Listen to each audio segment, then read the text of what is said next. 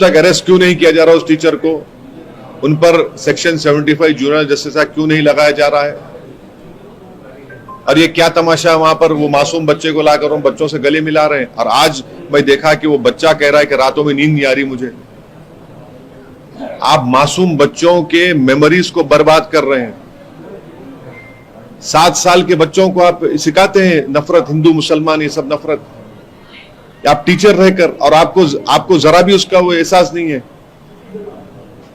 बजाय इसके कि आप चुल्लू पर पानी में डूब मरते कि आप टीचर रहकर आपने इस तरह की हरकत की, और आप ये कह रहे हैं कि नहीं मैंने नहीं किया, मुझे कोई उसका अफसोस नहीं है। अगर वहां पर नरेंद्र मोदी के कोई स्टैचू को जला देगा या उत्तर प्रदेश के मुख्यमंत्री का पोस्टर को फाड़ देगा तो पुलिस क्या करेगी? बताइए हमको, क्या करेगी पुलिस? आप नहीं जाएंगे वहां पर? क्यों नहीं जाएंगे? क्यों नहीं जाएंगे वहां पर? आप बताइए, आप ये क्या हो रहा है? और आप उसके बाप से कह रहे हैं, बाप को दबाव डाल दिए। मैं बात किया वो बच्चे के फादर से, वो बोले कि मुझे आकर कहा गया कि गांव में माहौल खराब हो जाएगा। एक बाप अपनी बच्चे की इज्जत की लड़ाई नहीं लड़ सकता, उसके हक की लड़ाई नहीं लड़ेगा, माहौल खराब हो जाएगा। बच्चे को बिठाकर स्कूल में उसको पीटते हैं, वो माहौल जब खराब नहीं हो रहा है। अफसोसनाक बात है, यानी इतनी तकलीफ दे बात है कि छोड़ दीजिए मुसलमान था।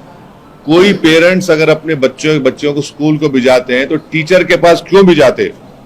कि माँ बाप के बाद अगर कोई इन बच्चों को मोल्ड करता है तो टीचर मोल्ड, वो टीचर खुद नफरत पैदा कर रही है और बोल रहे हैं कि नहीं ये ऐसा होता है।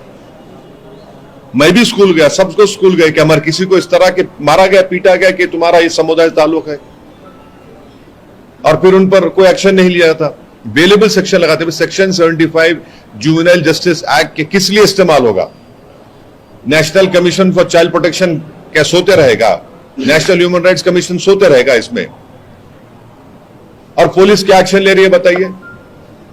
पुलिस तो सेटल करा रही है, सेटलमेंट करा रही है खाली पुलिस। वहां पर बाप को दबाव डाल रही है कि तुम कुछ मत करो। वो बच्चा रातों में नींद नहीं आ रही, उसको सो नहीं पा रहा है, क्योंकि वहां पर मुसलमान कमजोर हैं, एग्रीकल्चर लेबरर हैं, इसलिए आप दबाव डाल रहे हैं वहां पर। और पुलिस और सरकार प्रशासन पूरा उनका साथ दे रही है। आपने तो पूरा वीडियो ट्वीट किया था, लेकिन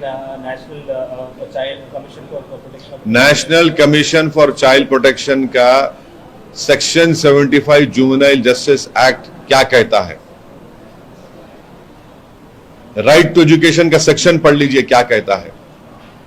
वो टीचर में कोई रिमोर्स नहीं है, कोई रिमोर्स नाम की चीज नहीं है। और पूरा एडमिनिस्ट्रेशन, पूरा उनके लोग, उनके समुदाय के लोग पूरा उनकी मदद कर रहे हैं। अगर वो बच्चा मुसलमान नहीं होता, कोई और समुदाय का होता या कास्ट का होता तो क्या होता अब तक? क्या उसके माँ बाप का घर नहीं तोड़ दिया जाता? क्या उस बच्चे को ले जाकर आप चाइल्ड होम में नहीं डालते? ये इंसाफ नहीं, नाइंसाफी की मिसाल है। यही हो रहा है और यही होता रहेगा। और सबसे बड़ी तकलीफ अगर उठाना पड़ रहा है तो भारत के मुसलमानों को, और जब तक वो समझेंगे नहीं इन बातों को और अपनी पॉलिटिकल लीडरशिप नहीं बनाएंगे, ऐसे ही नाइंसाफी होते रहेगी। फायदा क्या? सब आके थोड़े दिन मिलेंगे, मगर उस बच्चे के तो मेमोरीज हमेशा के लिए खराब हो गए ना। जो साइकोलॉजिकल इंपैक्ट उस पर पड़ा होगा बच्चे के ऊपर, वो कोई उसको महसूस ही नहीं कर रहा है। सर, बच्चे के पिताजी ने मीडिया से बात करते हुए कहा कि आपसी कॉम्प्रोमाइज हुआ है। एक बात सुनिए, अगर किसी और के बच्चे को मारा जाता और जाके बोलते कॉम्प्रोमाइज करो तो बाप कॉम्प्रोमाइज कर लेगा, क्योंकि वो कमजोर है। वहां पर वो एग्रीकल्चर लेबरर हैं, डरे हुए हैं, और उस बाप को मालूम कि योगी की सरकार में मुसलमानों को इंसाफ नहीं मिल सकता। उनको सिर्फ बुलडोजर मिलेगा या फिर एनकाउंटर मिलेगा या फिर जेल मिलेगी। आप ये, अरे बाप बोल रहा है तो पुलिस सुन लेगी तो ठीक है। कल से कोई भी किसी भी बच्चे को मारेंगे और फिर बोलेंगे नहीं बाप कंप्लेन नहीं करेगा तो हम एक्शन नहीं लेंगे, मत देंगे, सके होगा क्या? 7 साल के बच्चे को सिखाएंगे आप हिंदू मुसलमान? उन पूरे स्कूल में बच्चे क्यों हैं फिर वहां पर? इसका इंपैक्ट जो पड़ रहा है ना, पूरे देश में पड़ रहा है, पूरे हर जगह पड़ रहा है। अभी बीजेपी की तरफ से बात आ रही है कि जिस तरीके से यहाँ पे माइनॉरिटीज को भी पैसा 1 लाख रुपए जो है वो दिया जा रहा है।